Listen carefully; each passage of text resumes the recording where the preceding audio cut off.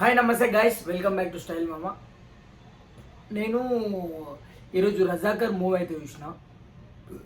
ఒకప్పుడు నిజంగా ఆ, మనల్ని నిజాం కాలంలో ఎంత హింసించినారు, ఎంత బాధ పెట్టినారు అనే విషయాలు అయితే పర్టికులర్గా నాకైతే ఆ సినిమాలో కనిపించినాయి.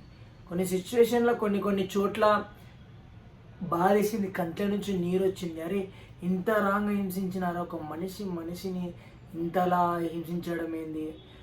ఇప్పుడే చూస్తే ఇంత ప్రశాంతంగా బ్రతుకుతున్నాం, ఎక్కడైనా వెళ్ళడానికి కానీ ఏమైనా తిరగడానికి కానీ ఎంత ప్రశాంతంగా ఉంటున్నాం. కానీ ఒకప్పుడు నిజాం కాలంలో మనల్ని అనేది చాలా చిత్రహింసలు పెట్టినారు.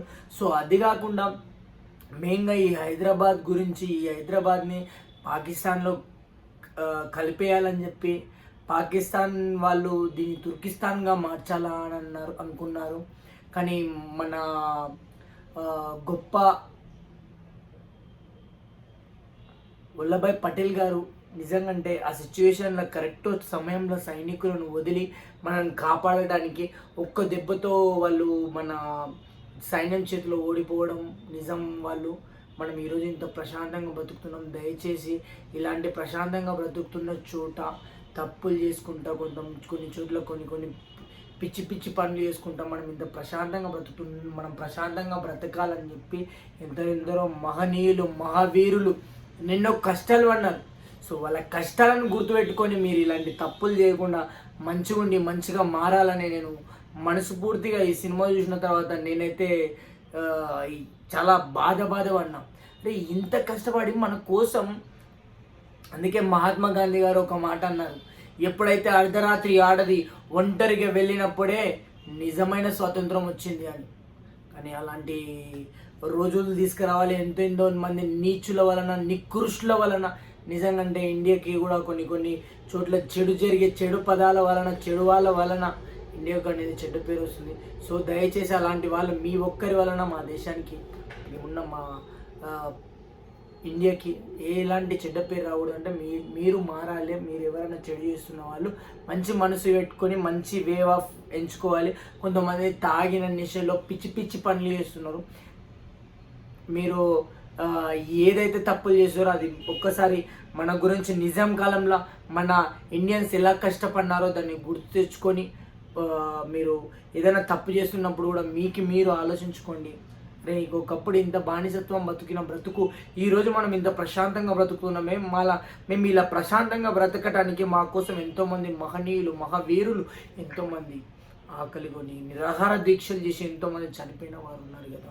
సో అలాంటి వాళ్ళని నేను గుర్తు తెచ్చుకొని మీరందరూ మారి మంచిగా ఉండాలని నేనైతే మనస్ఫూర్తిగా చెప్తున్నా. ఇంకొకటి చెప్పాలంటే రజాకర్ సినిమాలో నిజంగా రజాకర్లు ఎలా హింసించినారు, ఎలా బాధించినారు. వాళ్ళని బట్టలు లేకుండా కుట్టడం జరిగినాయి.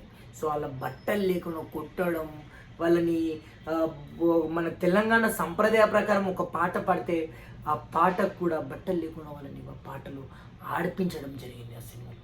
సో అవన్నీ చూసినప్పుడు నా మనసు ఎలా అనిపించిందంటే నాకు చాలా బాధేసింది. అరే ఇంత హింసించినారా మనల్ని. ఈరోజు వాళ్ళు అన్ని హింసలకు బలై ఎంతోమంది కష్టాలు పడి ఎంతోమంది అరే మేము అలా ఉన్నాం, మా భావితరాల వాళ్ళు మంచిగా ఉండాలని చెప్పి వాళ్ళు మన కోసం పోరాటాలు చేసి మన కోసం ఎంతో మంది మహనీయులు చాలా కష్టాలు పడినారు. కాబట్టి దయచేసి ఎవరైనా తప్పులు చేస్తున్నా, చిల్లర పనులు చేస్తున్నా, చిల్లరగాళ్ళకి చెప్తున్నా, చిల్లర పనులు చిల్లర వేషాలు వేస్తున్నా మీకే చెప్తున్నా. అరే మన భారతదేశం అంటే మనం అందరం కలిసి కట్టుగా ఉన్నప్పుడే నిజమైన భారతదేశం, నిజమైన భారతీయ పౌరులం. మనం చేసే తప్పు వలన మనకి ఎంతెంత చెడ్డ పేరు, మనకి చెడ్డ పేరుతో పాటు మన దేశానికి కూడా చెడ్డ పేరు వస్తుంది. సో దయచేసి మనం ఇంత కష్టాలు పడి, ఎన్నెన్నో ఇబ్బందులు పడి, ఎన్నెన్నో బానిస బతుకులు బ్రతికి మారి ఉన్నాం. కాబట్టి దయచేసి ఎవరైనా తప్పు చేస్తున్న వాళ్ళు నిజంగా అంటే మీరు తప్పు చేస్తున్నారంటే రజాకర్లు ఒకప్పుడు మన ఈ ఇండియన్స్ని ఎలా హింసించినారో మీరు కూడా అలా హింసిస్తున్నట్లనే మీరు ఎవరినైనా బాధ పెట్టినా, ఎవరి మీదకైనా అమ్మాయి మీదకి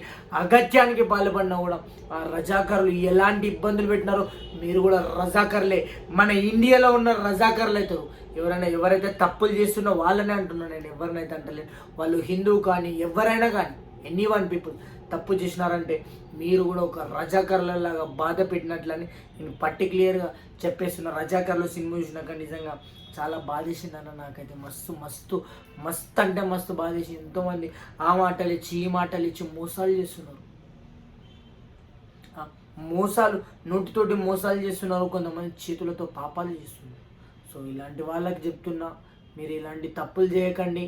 ఒకప్పుడు రజాకర్లతో ఎందరెందరో అమరవీరులు మన కోసం కష్టాలు పడినారని పర్టికులర్గా చెప్తున్నారు.